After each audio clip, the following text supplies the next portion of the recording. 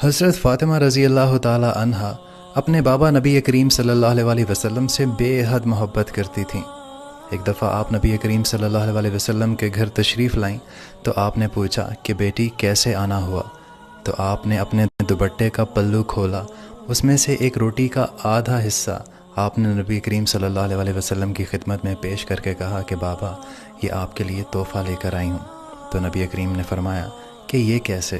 تو آپ نے فرمایا کہ حضرت علی نے کچھ کام کیا اور آٹا گھر لے آئے، میں نے ایک روٹی حسن کو، ایک روٹی حسین کو اور ایک حضرت علی نے کھائی، لیکن جب میں اپنی روٹی کھا رہی تھی تو مجھے خیال آیا کہ شاید میرے بابا نے کچھ نہ کھایا ہوگا، تو یہ روٹی کا آدھا حصہ میں آپ کی خدمت میں پیش کر رہی ہوں، اسے قبول فرمائیے۔